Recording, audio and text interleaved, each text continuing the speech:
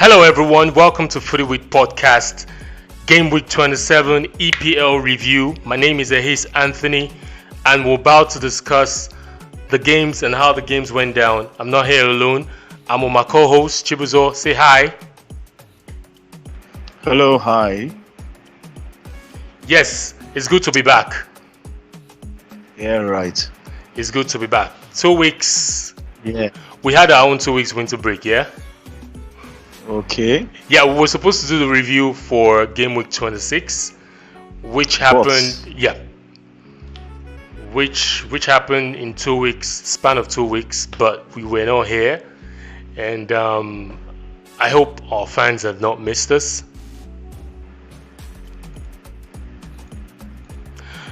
Well, but we're here again to do the Game Week 27 preview of the EPL. My name is Ace Anthony once again, and I'm with my co-host Chibuzo. Say hello to your fans. Hello, my fan.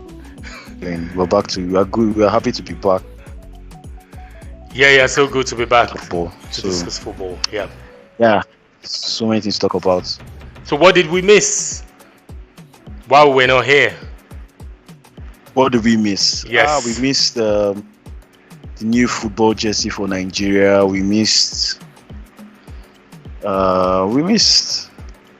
some games. We missed a whole week. Yeah. We missed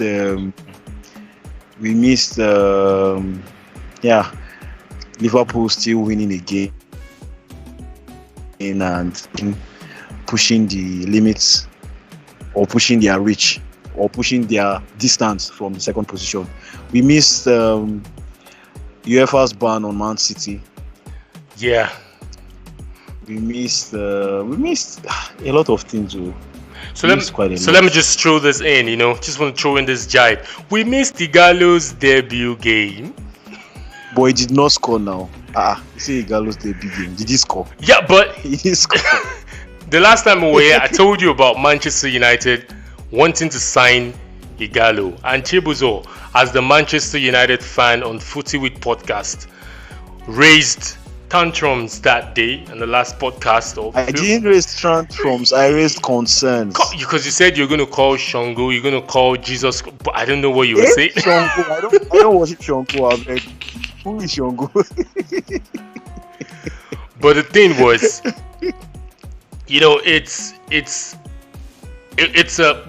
it's a good thing for Nigerian football because Ighalo turns out to be the first Nigerian to sign for Manchester United or play for Manchester United, and apparently, if he does well and maintains the relationship, then maybe more Nigerian players can start flooding into Man U. Who knows? But the point is, Manchester United signed Ighalo. Yeah, good one. Did I hear you say good one? Boy.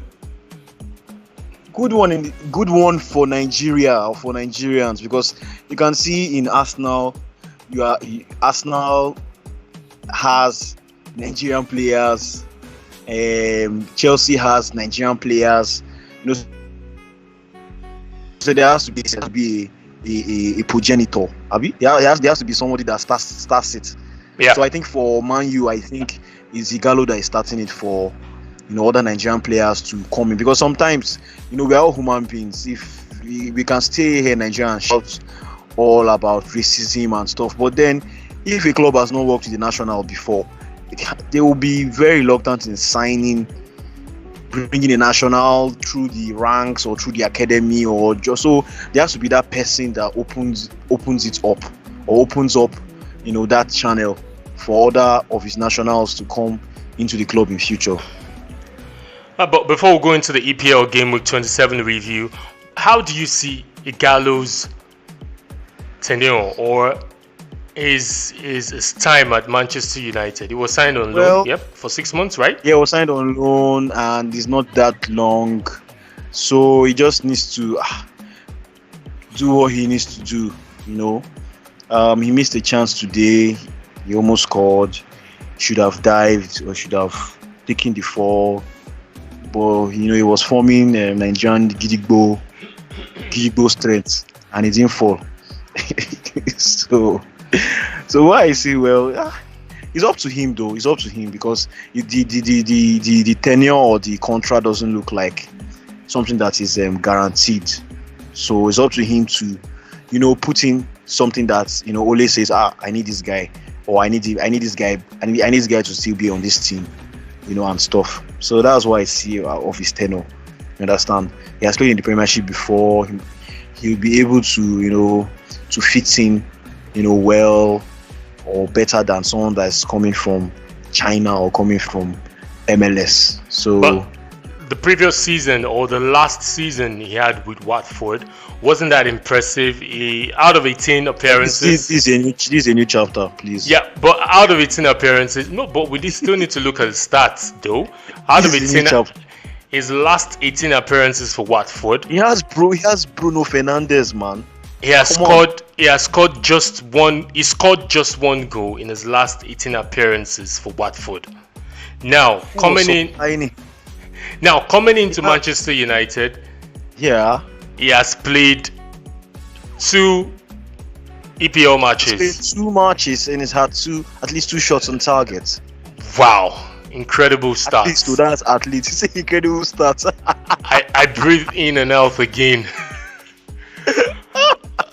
What are you saying? When you guys signed PP, what happened? Was he not on cold shoulder treatment or whatever? Well, I would, for the sake of Nigerian football, I would want Ighalo's deal to be permanent. Imagine he goes to pre-season with Manchester United for the new season, I think he will be able to come up with some couple of goals and play well for the team and nick in some goals for Manchester United. And talking about Bruno Fernandez, what an impact! Yes, massive impact, man. Like oh god. If only Lukaku was still around, man. If wishes were horses. Only if wishes were horses. This impact, he scored today, so. And he had an assist. Yeah. Good one for Manchester United. But it's just for them to keep him and hope no other team prize him away. Liverpool can just come in, Manchester City can come in and prize him away. Yeah, talking about Manchester City, the 5th position suddenly has turned out to be a golden position. So that's how it happens. That's how life. That's life. So Man is going for that position, man. Interesting. As I stumbled on something on Twitter. These guys, they have a way of bringing up things on Twitter. And I just saw one guy, he had the stats written on his timeline. 2011, 2012, 2013, Wenger accused Manchester City of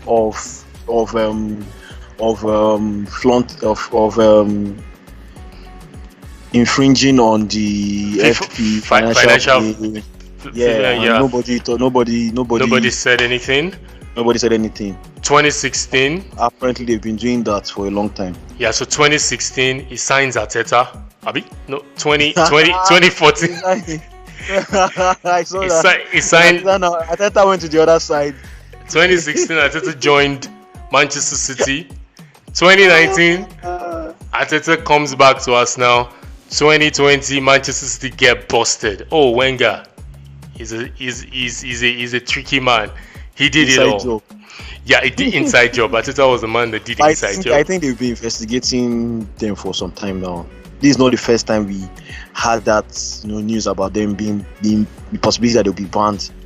So probably investigations have been concluded and they're like, man, these guys, you just need to just ban them. But talking of this ban, how do you see it affecting the Manchester City players? Man, it's going to split it. It's going to split the team. Some guys will want to play Champions League football. Some guys will leave. Some guys will stay. Happened to Juventus. Champions League football, yes. Yeah, I get you. All right. So, well, how does it affect? It might not really affect them that much, though. Yeah, because it's Champions League. But then the other story about them going to man, half of the team are going. Half of the team will just disappear. But the question is, where would they disappear to? Because disappear to Liverpool, Man U. What are you saying? No, because take for instance, and then it will be panic buy. Just buy them small chicken money. That's what I'm saying. So the value of the players drop. And would you see a Manchester City wanting to let De Bruyne go at a price that is not current to market standard? Well, it's when De Bruyne starts.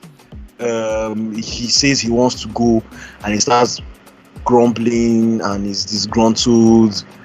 I don't know, but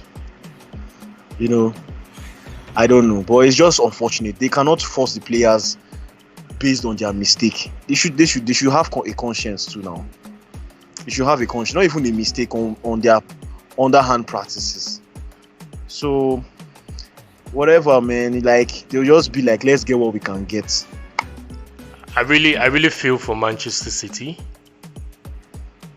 because even prior to when this judgment came out, while Arteta left, there's this gap that has just been there within the team setup, especially Guardiola on the coaching staff. Maybe it's me, but with what I'm seeing, it seems there is like a gap, like something is missing, a spark. The spark is not there ever since Arteta left. And though they've been struggling, but the struggle now look real. The struggle looks so real, because looking at they dismantled Manchester City, West Ham. They dismantled them easily, but the match against Leicester City, which we're still going to come talk about, it looked as if Manchester City is no more there. They've been bundled out of that hierarchy of the EPL. That they don't no longer have that fear factor. So could this be a mixture of Arteta leaving and also the band coming in, and also? Well, I wouldn't really know. I wouldn't really know, because the decline had already started before he left. So. Yes, it's possible. You can't rule out these things. They have one way of being connected. You can't really just rule out these things. But then, like you said, they are no more, as fearsome. Like the fear factor is no more there. No longer that intimidating like they used to be before. They can wake up one day and play well, and wake up the next day and not play well. Yeah. That's good. So we just look straight into the game week 27 results, and just look at a few of the results, talk about it, and just round up the podcast. Chelsea, Tottenham Hotspur 2-1 at Stamford Bridge. Burnley against FC Bournemouth 3-0. That game was so unfair to Bournemouth. Bournemouth who? Burnley. It was just so unfair to Bournemouth, because when Burnley scored the first goal, they equalized. It was a run of play to them equalizing and bringing the game back to 1-1. VAR saw something. A player handled the ball inside the penalty box, and while the goal went in for Bournemouth, VAR called the penalty back, and Burnley went 2-0 up. Crazy. And they finished the game 3-0, defeating Bournemouth. Crystal Palace also defeated Newcastle 1-0, as Newcastle losing 2 straight matches on the bounce. Sheffield United 1-1 against Brighton and Hove Albion. I was thinking Sheffield United was just going to take the 3 points there. They struggled though. They really, based on how we have hyped them from the beginning of the season. Efficient, effective football, but it seems It's beginning to get real. Shit is getting real. Oops, permit me for that word. They're in the running for trying to get that 5th position or 6th position. Now, do you see them dropping or do you see them hanging in there? There's possibility that they can drop. I don't know if Man U's recent form can be sustained, but it looks like it's between Man U, Sheffield, and who else? Tottenham, right? Yep. Is it Tottenham? Yeah. So, well, I don't see. Fatigue can come in. But then this is where they need to show themselves, because it's not really that easy for teams to come to the Premiership and just perform. You understand? And then keep it till the end of the season. It's a new one, So they have Tottenham and Man U there for that 5th position. Sheffield. 27 matches. We have how many matches left to go? 11 matches. Yes, 11 more matches. Season is almost over. So I don't know. I don't really like predicting if people would stay up or down to keep the excitement. I feel they're going to bottle it up. I feel so, because there is this thing that comes in the running. Like they had while they were in the 1st division. It's not like the way you would have it in the Premier League. Now you're fighting for a European spot. Will they be able to hang on? And looking at the people they are fighting against, like you mentioned, Manchester United, Tottenham, and Wolves. Wolves is there. You can't leave out Arsenal. You can't leave out Arsenal, because Arsenal too will kind of come in. Will kind of still come up, yeah. Yeah, still come up. So I see them bottling it up, because their last match against Brighton and Hove Albion, they should have taken the 3 points there. The 3 points was there for the taking. And Brighton and Hove Albion, they stood still. They could have even won that match at the home of Sheffield United, but it ended 1-1. Looking at their next Premier League fixtures, they play Norwich City at home. After that, they go to Newcastle, and after that, they go to Manchester United. Then Manchester is at Old Trafford. After that, they play Tottenham, they play Burnley, they play Wolves, they play Chelsea, and they play Leicester City. Crazy fixtures, innit? Crazy fixtures. So it's crazy just fixtures. I see them. Yeah, they might finish in the first 10, but I don't see them finishing in that European spot. I don't see them picking up any European spots. I don't see them. So moving on, Southampton defeated Aston Villa 2-0. I think Southampton, they're getting to that safe position. They're getting to that safe position of trying to escape relegation. And also Leicester City lost at home to Manchester City. So that was just like a fight for second place position, right?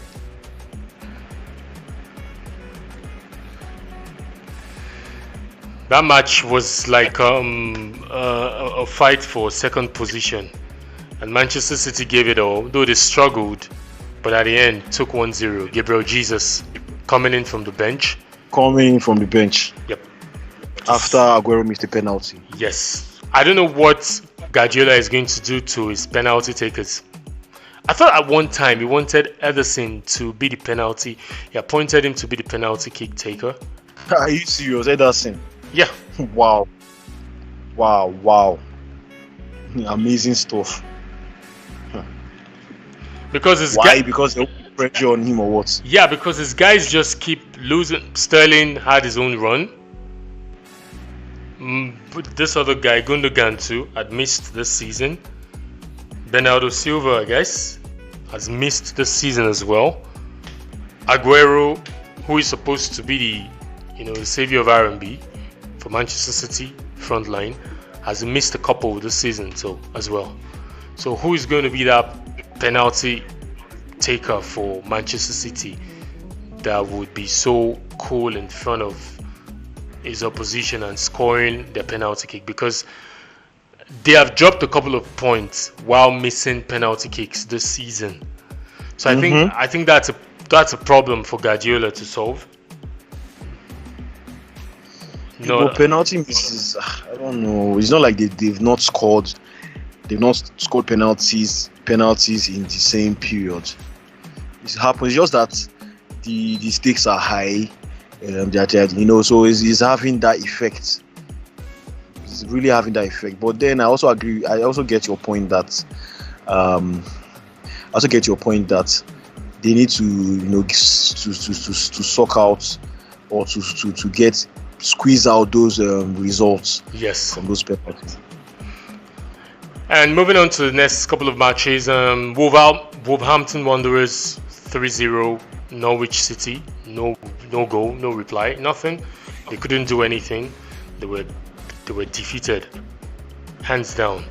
And Arsenal winning 3-2. Arsenal, Everton, man, the goals that Arsenal concede, the goals they concede, the 2 goals, like I don't understand. It was a close one, though. It was very close. Yeah, looking at Arsenal's last 2 Premier League matches, they didn't concede. 0-0 at Burnley. They won Newcastle United 3-0 at the Emirates. But why I'm saying that is the 2 goals today were similar. The 2 goals today were very similar. Just yes. Ball bouncing in the keeper's box. Yes. Then someone just kicks it in, or something happens. Those niggly, scruffy the goals. most important thing is that they are coming back. That's the most important thing, They are coming back to score again. They are coming back. They're actually coming back, which is one of the things that many people highlighted was lacking in the team. That ability to come back, that ability to not give up. And we've talked about it on this podcast that it's something that we would see happened against Chelsea. Yes, it did. Yeah. So normally this kind of a game that Arsenal, you just play a draw or you just do something silly, lose concentration or not even have. Yes, you have the players on the pitch, but the results. The results is all that matters. So I am also seeing that improvement. I'm seeing that improvement from that touch from Arteta. I think Arteta has really brought a balance to Arsenal compared to his immediate the guy that was there at the helm of affairs before, Unai Emery. Arteta has brought something in that Unai Emery didn't have. It's not easy. Unai Emery claims these guys are uncoachable. Wow. Yes, there's been reports going around in the past few weeks saying the Arsenal players are not coachable. They are this, they are that. I don't have the right quote. I could have just quoted him right here, but I don't have that information right now. But there were things going on around social media. He meeting with media and saying all sorts, and based on the experience that he has had as a coach, winning the Europa League, doing well in Spanish League, and also winning the French League. If you are saying the Arsenal players are uncoachable, now an Arteta who was a number 2 to Guardiola in the Premiership has come in, played 10 games, lost 1, drew 5, and won 2.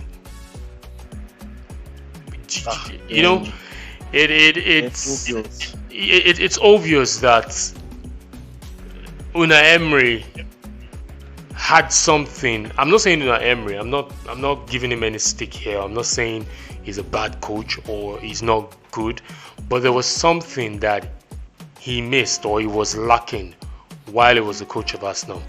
Maybe that is what Arteta has, or that is what he has brought in to make these guys deliver. An Arsenal of 2 months or 3 months ago, going down first against Everton, just know they would have lost that match. They would have lost that match. So I think Arteta has done something to this Arsenal team that have made them well organized, difficult to beat, and also, they found their way from drawing matches. Now they're winning. We hope to see the best. And like I said, I've said in previous podcasts, if he can get the right personnel to execute his coaching plans, I think it will take Arsenal back to that play two of success. My take. Mm-hmm. Yeah.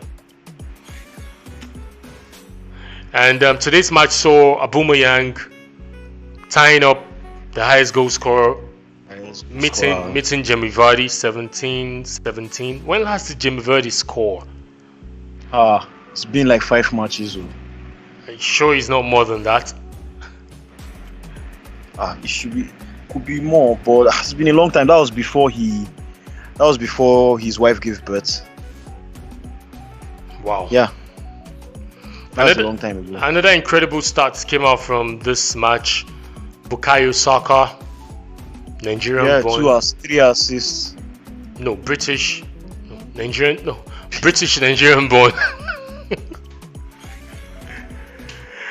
And having 10, he has 10 assists in all competition. I think he has competition for Arsenal. Yeah, he has the highest number of assists for Arsenal.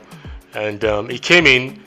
This other guy got injured because Kolasinac started ahead of him in the match. But this guy came in. He was injured, and Bukayo came in, and that was it. Arsenal came back to life. So we hope to see Arsenal pick up more points, and we like to see. For me, the fight for the 4th, 5th position is just what we're left to watch. Not Liverpool, not number 1 and 2. It's the fight for the 3rd. That's why sometimes we talk about this number 1 and 2. That's not where the spice is. The spice is in 3rd, 4th, 5th. 3rd, 4th, 5th. Yeah, that's where the spice really is, man. And moving on to the last match for this week that we're previewing, Manchester United 3-0 over Watford. Woo. No reply. Delicious. Yeah, I can see. Yeah, I know. It's good to be happy. It's good for your team to win, because I can see you smiling and giggling over there. I don't have a choice. It was a fantastic. Yeah, like we mentioned earlier, Bruno Fernandez factor. Manchester United, they've turned the corner and they got their mojo working again. Now, what if or when? Well, I'm still looking at them with one eye. That mojo, I beg you. Before you know it, now next match. So let's just watch them. 2 matches, 3 matches ahead. We know they are back up. So how do you see the combination of Bruno Fernandes, McTominay and Pogba in that midfield? That's going to be mad. It's going to be mad. That's mad. That's Now, what can Manchester United do to make Pogba's head settled? As per what? There's been this niggling issue of him wanting to leave, him wanting to stay. That's who? Pogba.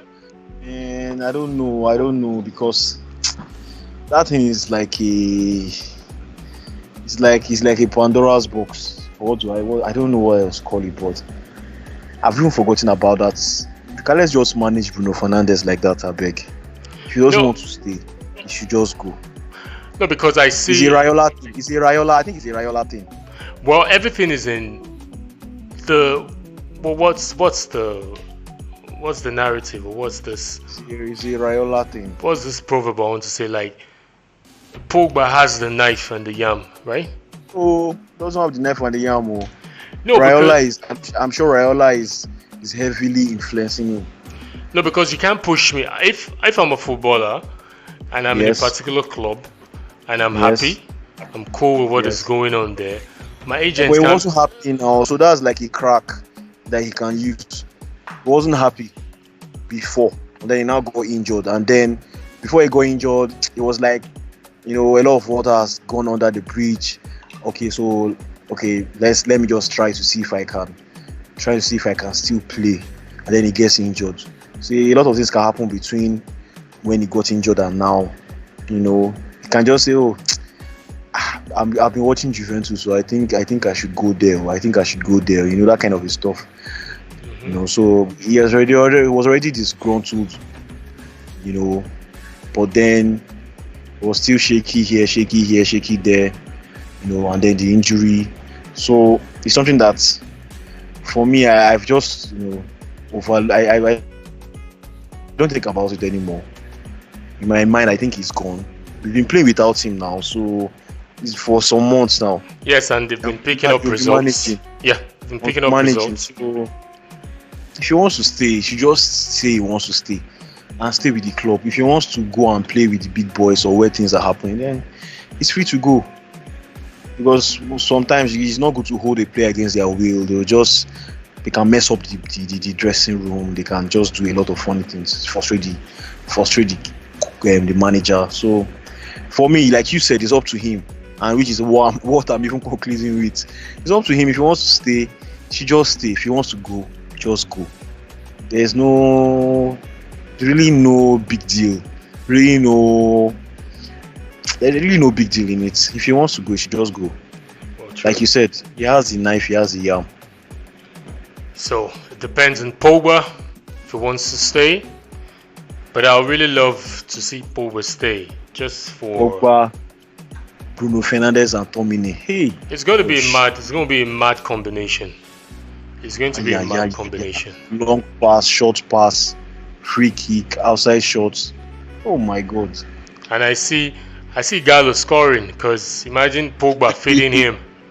Yeah, and Ighalo, man. Yeah, so Ighalo scores all good for us. So. Yeah. Can't shout. So the last match for week 27 is between Liverpool and West Ham United.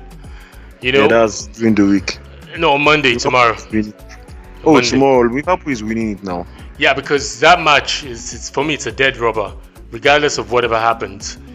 Even if Liverpool loses, or if Liverpool lose that match, which some people on the certain divide are praying it happens.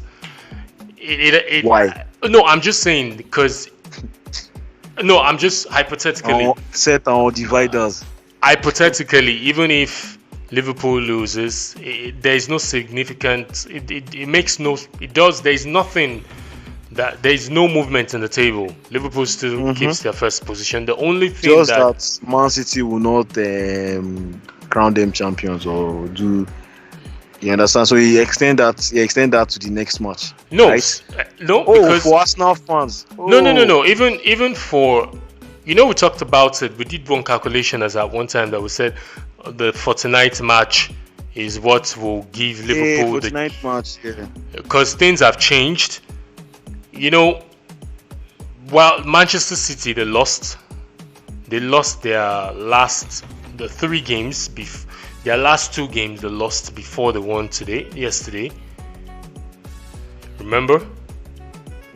They lost. So it now reduced the number of matches that would make Liverpool to win to be crowned champions. Okay.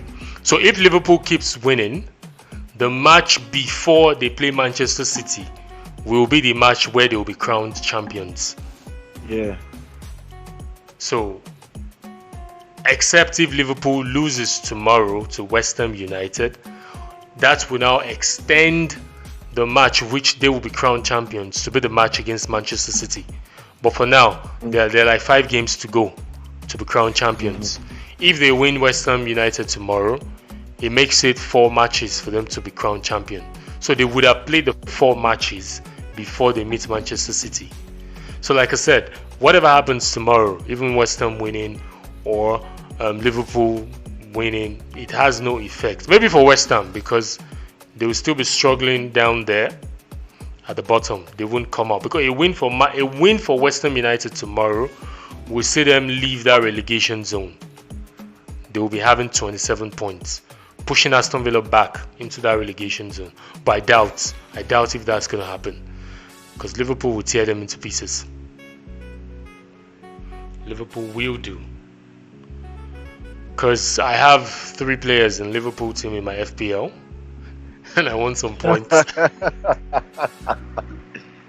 FPL gun. Yeah, so that's rounds up the week 27 EPL review. So there will be interesting matches next week. Our prediction game, all of a sudden, who was the last champion? I think you?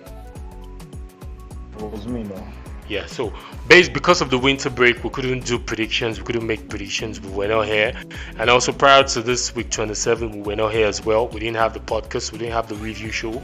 But now we can have predictions for next week game, week 28. Are you up for it?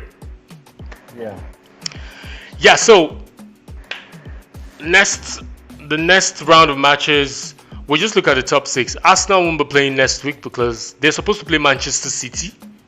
But because they have FA Cup, the 5th round of FA Cup, I think Manchester City is in the FA Cup, so that match won't be holding. So we have Norwich City versus Leicester City on Friday. Brighton and Hove Albion versus Crystal Palace. AFC Bournemouth versus Chelsea. Newcastle United versus Burnley. West Ham United versus Southampton. Watford, Liverpool at the Hornets. And Everton, Manchester United. Tottenham Hotspur versus Wolverhampton Wanderers. The battle for the 4th and 5th position. So quick one, we'll just predict Tottenham versus Wolverhampton Wanderers, Everton, Manchester United, Watford, Liverpool, AFC Bournemouth versus Chelsea. So I want you to go first, Chibuzo. Can you call them out? Yes, AFC Bournemouth versus Chelsea. Chelsea wins. Chelsea is away. Chelsea wins. Okay. Watford, Liverpool. Liverpool wins. Everton, Manchester United at Goodison Park. Manchester United wins. Tottenham Hotspur versus Wolverhampton Wanderers. Draw. Draw or win by. Man, that much is bloody. Draw or win by Wolves. Okay, so I'll do my predictions. AFC Bournemouth versus Chelsea. I see Bournemouth winning. I give it to Bournemouth. Watford, Liverpool. Shame. Liverpool. Shame on Watford. Liverpool is going to win that. And Everton, Manchester United. Because of the Nigerian blood in me. Apparently, there are 2 Nigerians I'll be featuring in that match. Everton to win Manchester United at the Goodison Park. Everton to win Manchester United. Hey, come on, you had your prediction. Hey, take it easy, man. Slow your roll, son. Tottenham Hotspur versus Wolverhampton Wanderers. I want it to end in a draw. Each person take your 1 point. Good for us. Good for mine. Yeah, so that rounds up our prediction. I think for our prediction, we should add something extra. Like do predictions for straight 4 games. Then we do a tie. So whoever in the EPL. Yes, whoever leads the tie will tell the other person to do something. Why? So like from when? I don't know, maybe I won the last 2. Hey, it can't be starting from the last 2. We just have to look. Can you imagine? I'm sorry. No, maybe when we have a full house, when the Doka comes back fully, we'll talk about it. Come on. So let's say, for instance, the entire match, we'll predict matches at that weekend from the beginning of March to the end of March. So we'll count the scores. Whoever wins would tell the other two people or two persons to do something. So I can tell you like, okay, since I won this month, Chibuzo, go and sweep Third Mainland Bridge. Or I'm sorry, I'm not subscribing to that. Very sorry. Because when I was winning, you didn't bring all this Lego. For me, so that it will make us take these predictions very serious. And also the time where we'll have our listeners to call in. I'm waiting for the discussion. Yes, and when it comes to the time when it gets to that time when our callers, our listeners will be able to call in, it will even make it more exciting. What do you think? Come on, toughen up, cheap guy. Don't be like I think, yeah, fine, no problem. Till then. For me, it makes the prediction exciting because you know you're looking up to something. Yes, like I'm going to tell you to eat Shambo or eat. What's that?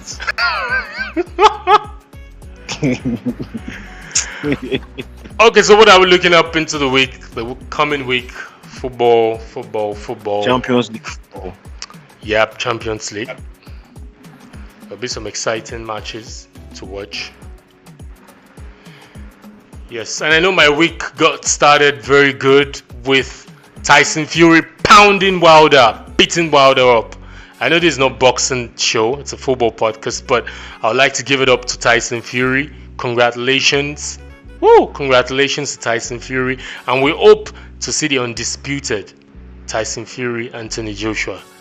It's going to be a hell of a fight. So to our podcast listeners, we've come to the end of the podcast show.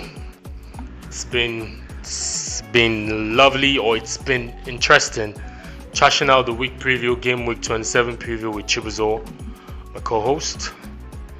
And just before we round up, we are on social media platform. We are on Instagram and Twitter. Our Instagram handle is @FootyWit, and also our Twitter handle is @Footy_Wit. And also you can find us on YouTube, where we're going to put this podcast on for our listeners to listen. Our handle or name on YouTube is FootyWit Analysis. So from me to all the listeners, it's time to say a goodbye. So you know the drill, Chibuzo. Yeah, goodbye. Till next week. Have fun. Enjoy the Champions League. Enjoy football. Banter, but don't fight. Yep. Your social media handle? Social media handle is @CHAIBIZI. Okay, so football lovers, have a good week ahead. My co-host said you should do banter and don't fight. Banter, abuse the other guys, yeah, but let it be constructive. Don't fight. Yeah, but don't fight. Football is a lucrative sport, so we shouldn't be fighting. For me, my social media handle is @ehis on Twitter. You can follow me. It's not that complicated. Have fun, be good, and keep your head up. Thank you.